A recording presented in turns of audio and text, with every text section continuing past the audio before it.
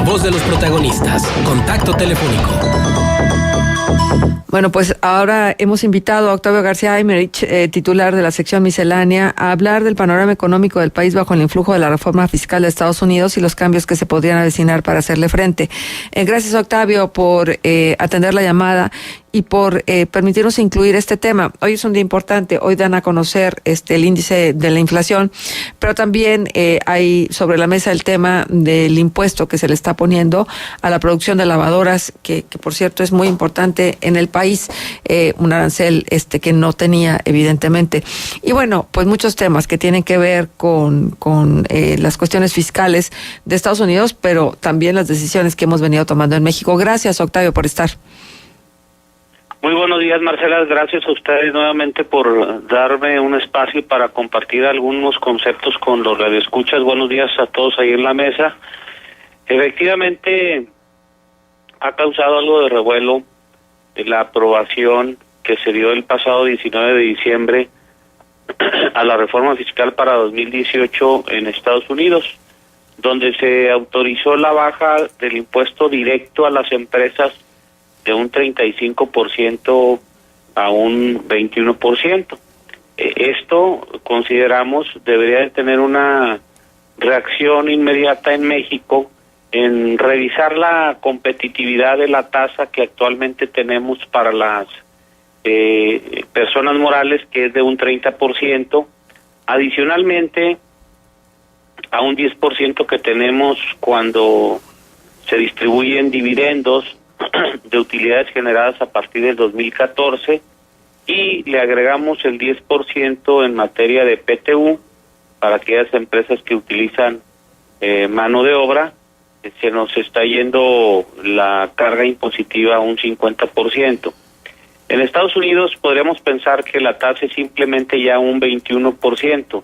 Sin embargo, también habrá que considerar algunos otros impuestos estatales que se tienen y el impuesto que tienen las personas físicas al retirar el dinero de las corporaciones.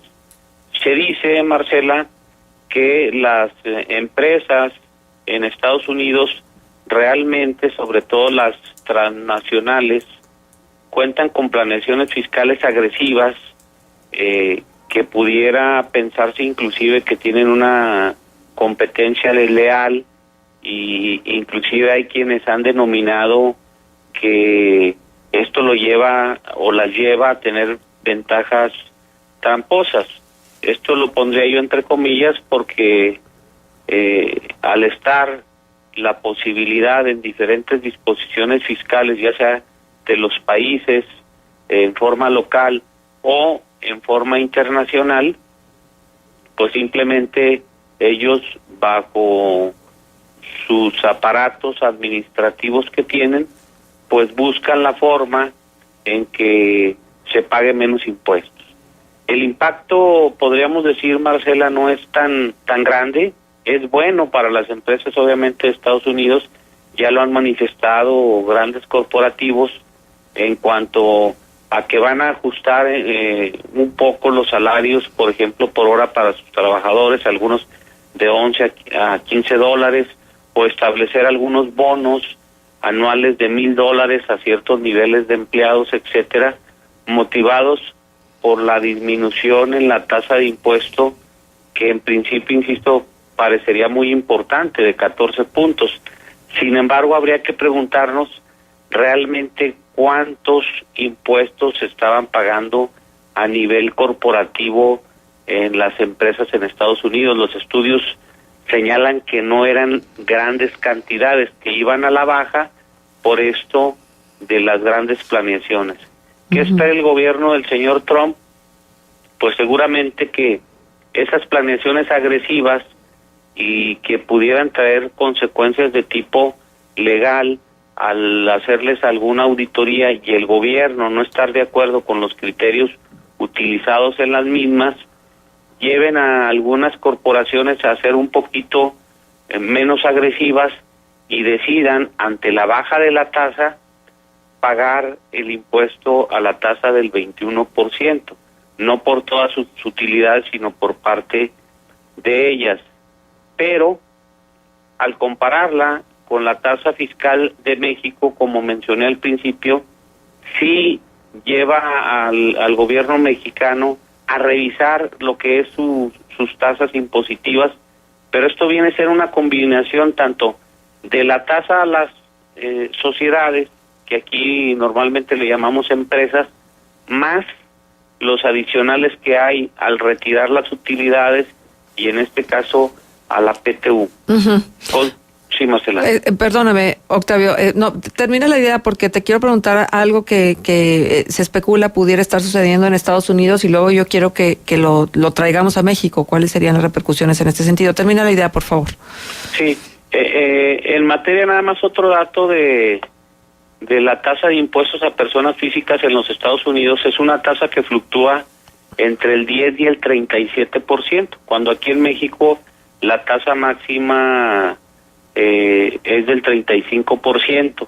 E insisto, no veamos simplemente, disminuyó la tasa del 35 al 21, tenemos que ver un entorno global, cuáles son las otras tasas impositivas o en qué más se tiene que contribuir en Estados Unidos, en cada uno de los estados, y cuál finalmente es la tasa corporativa que se tiene. Creo que hay otros elementos realmente más relevantes, como el que tú mencionabas hace unos momentos, del impuesto que se acaba de establecer en Estados Unidos para la importación, por ejemplo, de lavadoras, que es del 30%, que de entrada podríamos decir, oye, va a tener un gran impacto en la economía de México.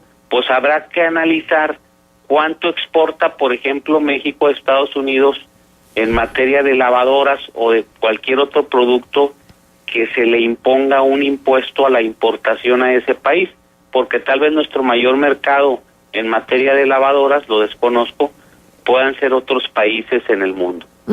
Sí, entiendo. Sin embargo, pues hay que recordar que lo que pasa es que nosotros somos maquiladores de las grandes firmas de Estados Unidos, por ejemplo, sí, y entonces, pues ahí ya hay una situación que sí afecta y que sí pesa. Lo que quiero preguntarte es que, pues hay serias visiones de que cuáles serán las repercusiones en esta reforma fiscal en Estados Unidos, y una de estas repercusiones se habla que pudiera ser un fuerte aumento del déficit fiscal y un endeudamiento creciente que inclusive lo catalogan como una amenaza de seguridad nacional. ¿Cómo podríamos traer ese tipo de repercusiones que tiene Estados Unidos a México? Digo, porque más endeudados sí que podemos estar, pero con un riesgo muy alto. Sí, bueno, el primer endeudamiento del que se habla, Marcela, es en lo que es los Estados Unidos.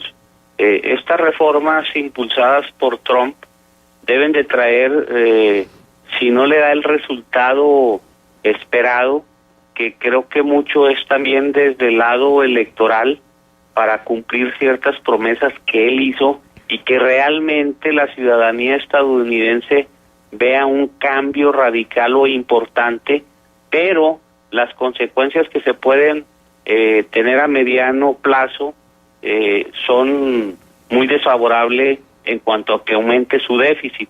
Y aquí en México, pues obviamente lo que le suceda a Estados Unidos, decíamos, cuando ellos estornudan, aquí nos da gripe, puede tener consecuencias también muy importantes, donde será trascendental la reacción que tenga el gobierno mexicano a hacer los ajustes necesarios en los esquemas fiscales en cuanto a las tasas y en cuanto a las deducciones.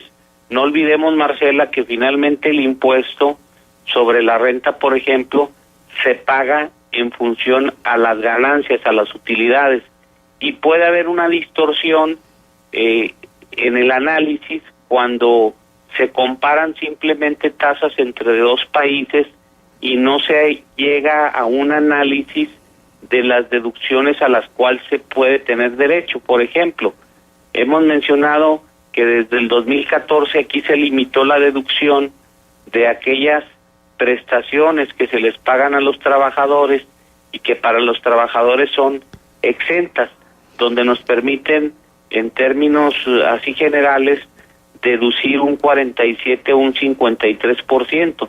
Eso eleva automáticamente la tasa.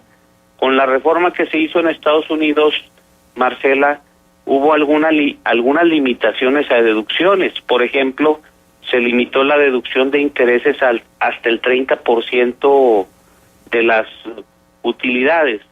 Eso hace que la reducción de la tasa del 35 al 21 no sea de 14 puntos, sino la brecha se reduce. Insisto, hay que ver el panorama completo en cuanto a ello. Quiero mencionar también, Marcela, en este tema, que dentro de las medidas del paquete de Estados Unidos se estableció un impuesto a la repatriación de capitales del 14% que pretende retener inversiones en Estados Unidos, y en México en 2017 se estableció un programa de repatriación de capitales con un impuesto del 8% que, a decir del gobierno mexicano, tuvo mucho éxito. Si estamos hablando de algunas reacciones inmediatas que debe de tener México, es, por ejemplo, desde mi punto de vista, regresar a ese programa de la repatriación de capitales del 8%, e inclusive pudiera ser más agresivo en cuanto a los requisitos de permanencia o los requisitos a cumplir que se tiene que hacer en ese tipo de reacciones ante la reforma que hay en Estados Unidos. Yo creo que, si bien estamos ahorita a 24 de enero y podríamos pensar que el gobierno mexicano se está tardando en reaccionar, hay que analizar muy bien lo que se va a hacer. Uh-huh. No es simplemente Estados Unidos ya bajó 14 puntos su tasa, yo al siguiente día la tengo que bajar en los mismos puntos. Esto es de un análisis muy cuidadoso, pero sí estaríamos esperando que en el mes de febrero se hicieran algunos anuncios importantes como esto, de que se continuara con el programa de repatriación de capitales, o se estuviera pensando ya en otros esquemas que hemos mencionado mucho, Marcela.